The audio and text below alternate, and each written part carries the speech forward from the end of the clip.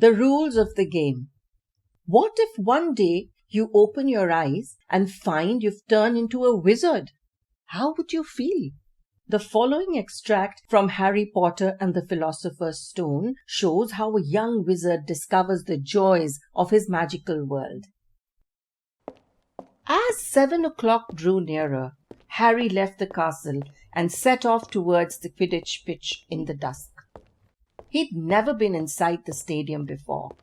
Hundreds of seats were raised in stands around the pitch so that the spectators were high enough to see what was going on.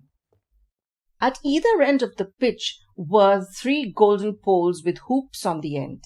They reminded Harry of the little plastic sticks Muggle children blew bubbles through, except that they were 50 feet high.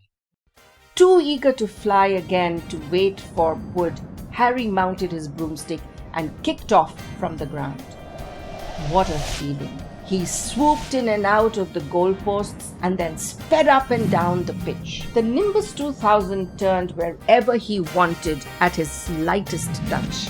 Oliver Wood had arrived. He was carrying a large wooden crate under his arm. Hey, Potter, come down. Harry landed next to him. Very nice. I see what McGonagall meant. You really are a natural. He opened the crate. Inside were 4 different sized balls, as Wood took out a bright red ball about the size of a football. I'm just going to teach you the rules this evening. Then you'll be joining team practice 3 times a week. Right. Now, Quidditch is easy enough to understand, even if it's not too easy to play. There are 7 players on each side. 3 of them are called chasers. 3 chasers. This ball's called the quaffle. The chasers throw the quaffle to each other and try and get it through one of the hoops to score a goal. 10 points every time the quaffle goes through one of the hoops. Follow me?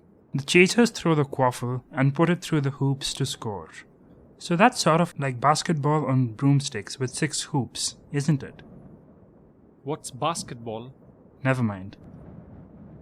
Now, there's another player on each side who's called the keeper. I'm keeper for Gryffindor. I have to fly around our hoops and stop the other team from scoring. 3 chasers, 1 keeper. And they play with the quaffle. Okay, got that. So what are they for?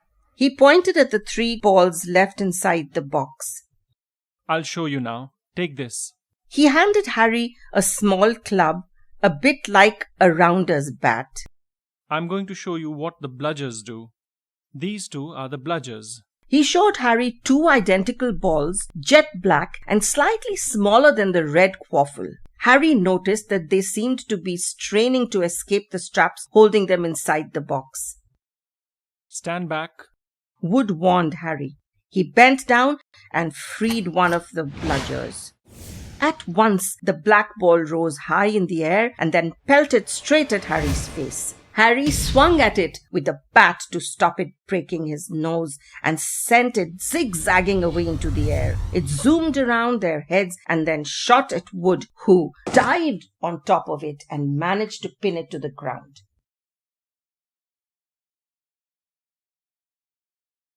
Wood panted, forcing the struggling bludger back into the crate and strapping it down safely. The bludgers rocket around trying to knock players off their brooms. That's why you have 2 beaters on each team. The Weasley twins are ours. It's their job to protect their side from the bludgers and try and knock them towards the other team. So, think you've got all that? 3 chasers try and score with the quaffle. The keeper guards the goalposts. The beaters keep the bludgers away from their team. Very good. Have the bludgers ever killed anyone? Harry asked, hoping he sounded offhand. Never at Hogwarts. We've had a couple of broken jaws, but nothing worse than that. Now, the last member of the team is the Seeker. That's you.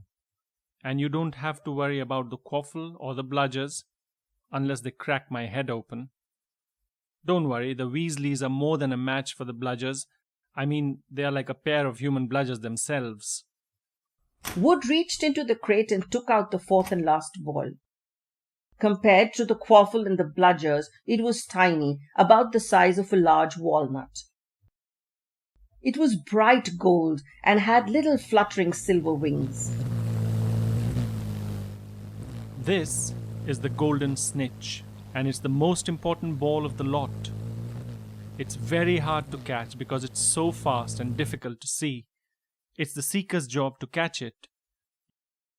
You've got to weave in and out of the chasers, beaters, bludgers, and quaffle to get it before the other team's seeker, because whichever seeker catches the snitch wins his team an extra 150 points, so they nearly always win.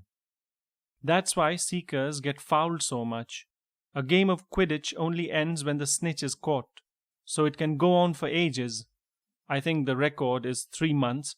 They had to keep bringing on substitutes so the players could get some sleep. Well, that's it. Any questions? Harry shook his head. He understood what he had to do all right. It was doing it that was going to be the problem.